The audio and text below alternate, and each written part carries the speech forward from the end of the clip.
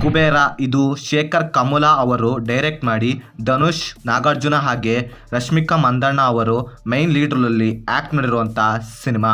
ಇನ್ನು ಸಿನಿಮಾನ ತುಂಬ ಕಷ್ಟಪಟ್ಟು ಕನ್ನಡದಲ್ಲೇ ನೋಡಿದಂತೂ ಆಯಿತು. ಇನ್ನು ಸಿನಿಮಾ ನೋಡಿದ ನನಗೆ ಸಿನಿಮಾದಲ್ಲಿ ಏನು ಇಷ್ಟ ಆಯಿತು ಏನು ಕಷ್ಟ ಆಯಿತು ಅಂತ ಕಂಪ್ಲೀಟ್ ಆಗಿ ಈ ವಿಡಿಯೋದಲ್ಲಿ ನೋಡೋಣ.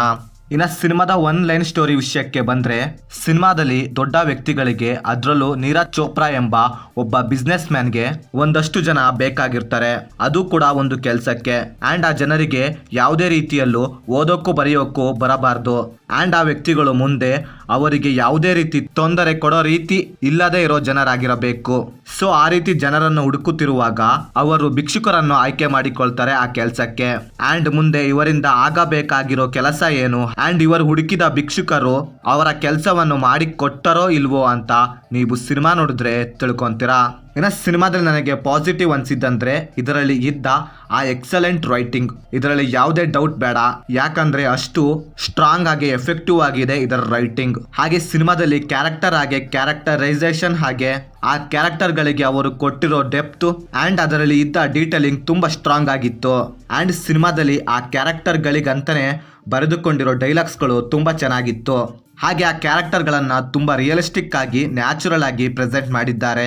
ಹಾಗೆ ಸಿನಿಮಾದಲ್ಲಿ ಇದ್ದ ಡ್ರಾಮಾ ನನಗೆ ತುಂಬ ಚೆನ್ನಾಗಿ ಕನೆಕ್ಟ್ ಆಯಿತು. ಇನ್ನು ಸಿನಿಮಾ ಸ್ಟಾರ್ಟಿಂಗ್ನಲ್ಲೇ ಅರ್ಥ ಆಗುತ್ತೆ ಇದೊಂದು ಹೊಸ ರೀತಿಯ ಸಿನಿಮಾ. ಸೊ ಅದೇ ಥರ ಸಿನಿಮಾ ಸ್ಟಾರ್ಟಿಂಗಿಂದ ಕೊನೆ ತನಕ ಸಿನಿಮಾದ ಮೇಲೆ ಇಂಟ್ರೆಸ್ಟ್ ಜಾಸ್ತಿ ಆಗುತ್ತೆ ಹೊರತು ಕಮ್ಮಿ ಆಗೋದಿಲ್ಲ. ಹಾಗೆ ಸಿನಿಮಾದಲ್ಲಿ ಆ ಥೀಮ್ ಏನಿದೆಯಲ್ಲ, ಎಮೋಷನಲ್ ಡ್ರಾಮಾ ಲಿಟ್ರಲಿ ವರ್ಕ್ ಆಯಿತು. ಹಾಗೆ ಸಿನಿಮಾದಲ್ಲಿ ಇದ್ದ ಡೀಟೇಲಿಂಗ್ ಹಾಗೆ ಅವುಗಳನ್ನು ಡಿಫೈನ್ ಮಾಡಿದ ರೀತಿ ತುಂಬ ಚೆನ್ನಾಗಿತ್ತು. ಹಾಗೆ ಸಿನಿಮಾದಲ್ಲಿ ಇದ್ದ ಸಿನಿಮಾಟೋಗ್ರಫಿ ಹಾಗೆ ಕಲರ್ ಗ್ರೇಡಿಂಗ್ ಗುಡ್ ಅಂತೀನಿ. ಇನ್ನು ಕೆಲವೊಂದು ಕಡೆ ಕ್ಯಾಮ್ರಾ ವರ್ಕ್ ಅಂತೂ ಎಕ್ಸಲೆಂಟ್. ಹಾಗೆ ಸಿನಿಮಾದಲ್ಲಿ ಇದ್ದ BGM ಹಾಗೆ ಮ್ಯೂಸಿಕ್ ಲಿಟ್ರಲಿ ಸಖತ್ತಾಗಿ ವರ್ಕ್ ಆಯಿತು. ಇನ್ನು ಸಿನಿಮಾದ ಪರ್ಫಾರ್ಮೆನ್ಸ್ ವಿಷಯಕ್ಕೆ ಬಂದರೆ, ಧನುಷ್ ಅವರ ಆ್ಯಕ್ಟಿಂಗ್ ಅಂತೂ ತುಂಬ ರಿಯಲಿಸ್ಟಿಕ್ ಆಗಿ ಹಾಗೆ ನ್ಯಾಚುರಲ್ ಆಗಿ ಪರ್ಫಾರ್ಮ್ ಮಾಡಿದ್ದಾರೆ. ಹಾಗೆ ನಾಗಾರ್ಜುನ ಹಾಗೆ ರಶ್ಮಿಕಾ ಮಂದಣ್ಣ ಅವರ ಆ್ಯಕ್ಟಿಂಗ್ ಕೂಡ ಚೆನ್ನಾಗಿತ್ತು. ಇನ್ನು ಸಿನಿಮಾದಲ್ಲಿ ನನಗೆ ನೆಗೆಟಿವ್ ಅನಿಸಿದ್ದಂದ್ರೆ, ಸಿನಿಮಾದ ಕೊನೆಯ ಕ್ಲೈಮ್ಯಾಕ್ಸ್ ಹಾಗೆ ಪ್ರೀ ಕ್ಲೈಮ್ಯಾಕ್ಸ್ ಸೀನ್ಸ್ಗಳು ಸ್ವಲ್ಪ ಎಲ್ಲೋ ಫಾಸ್ಟ್ ಆಯಿತು. ಹಾಗೆ ಇನ್ನೂ ಸ್ವಲ್ಪ ಬೆಟರ್ ಆಗಿ ಎಂಡ್ ಮಾಡ್ಬೋದಿತ್ತು ಅನಿಸ್ತು. ಸಿನಿಮಾದಲ್ಲಿ ಆ ಕ್ಯಾರೆಕ್ಟರ್ಗಳಿಗೆ ಕೊಟ್ಟಿದ್ದ ಡೆಪ್ತನ್ನು ಸಿನಿಮಾದ ಕೊನೆಯಲ್ಲಿ ಆ ಕ್ಯಾರೆಕ್ಟರ್ಗಳಿಗೆ ಪ್ರಾಪರ್ ಆಗಿ ಎಣ್ಣ ಕೊಟ್ಟಿಲ್ಲ ಅಂತೀನಿ. ಬಿಕಾಸ್ ಆಫ್ ಇದರ ರನ್ ಟೈಮ್ ಆಲ್ರೆಡಿ ತುಂಬಾ ಟೈಮ್ ಆಗೋಗಿತ್ತು. ಸೊ ಅದೇ ಕಾರಣಕ್ಕಿರಬಹುದು. ಇನ್ನು ಓವರಾಲ್ ಆಗಿ ಹೇಳೋದಾದ್ರೆ ಪಕ್ಕಾ ಮಸ್ಟ್ ವಾಚ್ ಮೂವಿ ಅಂತೀನಿ. ಅದ್ರಲ್ಲೂ ನೀವೇನಾದ್ರೂ ಹೊಸ ರೀತಿಯ ಸಿನಿಮಾನ ನೋಡ್ಬೇಕು ಅನ್ಕೊಂಡಿದ್ರೆ ಮಿಸ್ಸೇ ಮಾಡಬೇಡಿ ಅಂತೀನಿ.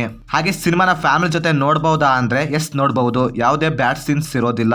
ಸೊ ಇದು ಫ್ರೆಂಡ್ಸ್, ನಾನು ಸಿನಿಮಾ ನೋಡಿದಾದ್ಮೇಲೆ ನನಗೆ ಅನಿಸಿದ ಒಪಿನಿಯನ್. ನೀವೇನಾದ್ರೂ ಆಲ್ರೆಡಿ ಸಿನಿಮಾ ನೋಡಿದ್ರೆ ನಿಮಗೇನು ಅನಿಸ್ತು ಅಂತ ಕೆಳಗಡೆ ಕಮೆಂಟ್ ಮಾಡಿ. ಹಾಗೆ ನೀವೇನಾದರೂ ನಮ್ಮ ಚಾನಲ್ಗೆ ಫಸ್ಟ್ ಟೈಮ್ ವಿಸಿಟ್ ಮಾಡಿದರೆ ನಮ್ಮ ಚಾನಲಲ್ಲಿ ಬರೋ ಕಂಟೆಂಟ್ ಇಷ್ಟವಾಗಿದ್ದರೆ ಸಬ್ಸ್ಕ್ರೈಬ್ ಮಾಡಿ. ಹಾಗೆ ಪಕ್ಕದಲ್ಲಿರೋ ಬೆಲ್ ಬಟನ್ನ ಕ್ಲಿಕ್ ಮಾಡಿ. ಮತ್ತೆ ಬೇರೆ ವಿಡಿಯೋದೊಂದಿಗೆ ಆದಷ್ಟು ಬೇಗ ಸಿಗುವ. By friends.